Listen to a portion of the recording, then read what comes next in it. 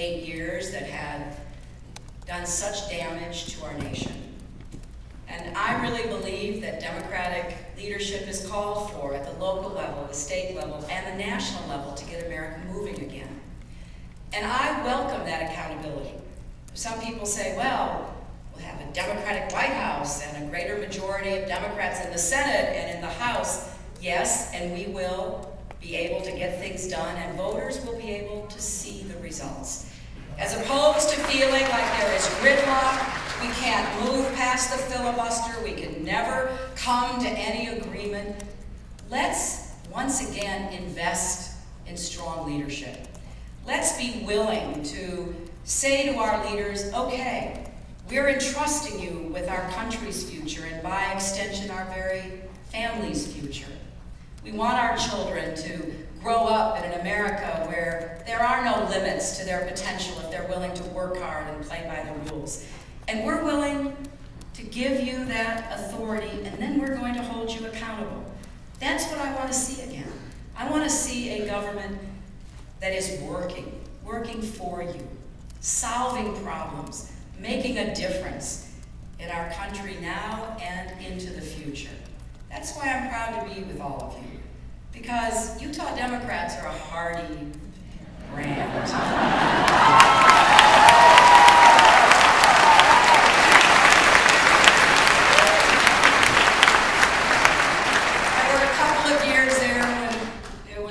Thought you should be listed on the endangered species list.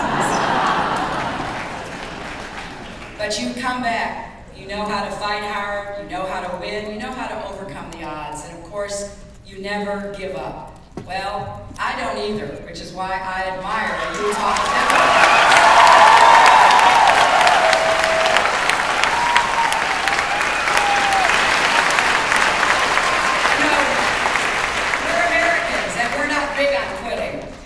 We take bold chances. We seek out the ideas that will work for the future. We're a nation of doers and dreamers and builders and innovators and entrepreneurs, problem solvers, even adventurers. That's how Utah came into being. Because people with the courage and the faith and the vision staked out a better future. And in this state, what we see are people who are starting to ask hard political questions again. What have we gotten from 8 years of Republican leadership? What has really been produced that we're able to point to and say with confidence, it will make us stronger and safer and richer and smarter as a nation? Now, I imagine that you have lots of friends, neighbors, and even family members who are probably wondering why you're here. Well, I hope that you can spend the next 10 days convincing them that they should have been here too, and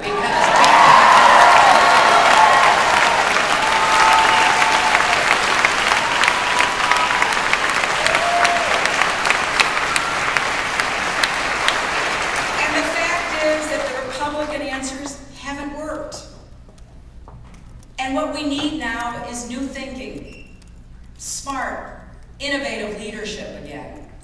I'm looking forward to serving in the Senate with President Obama on the other end of Pennsylvania Avenue, because I think this could be one of those great periods of American progress. You know, we have faced tough challenges before.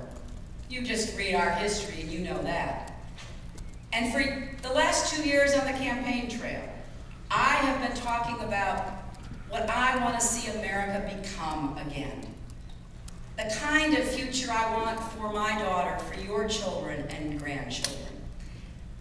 We don't have to look too far back. You can think about the extraordinary leadership that Franklin Roosevelt offered to us in the Great Depression and World War II, when he said all we had to fear was fear itself. Those were tough times. You know, my parents, maybe your grandparents, remember them well. Things were hard.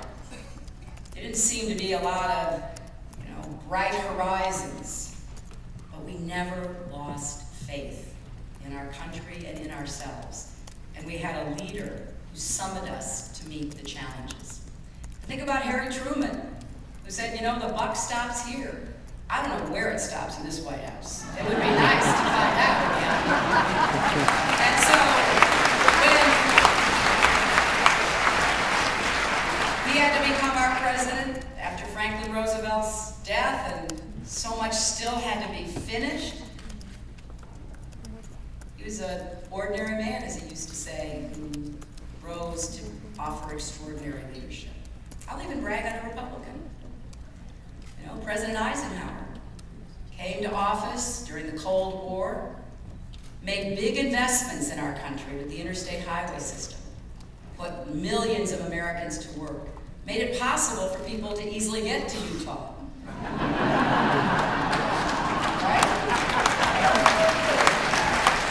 Understood the threat posed by the military-industrial complex. Said we needed to invest in mathematics and science and research and infrastructure. And President Kennedy called on us to look within ourselves to find the strength and the will to shoot for the moon. And we rose to that challenge again. But after 8 years of failed leadership, I hear people saying, we're not going to be able to end our dependence on foreign oil. We'll never achieve universal health care. We no longer can win in the global economy. It's just too tough. Well, I reject that out of hand. I don't think there's anything Americans can't do once we make up our minds. We just need leadership.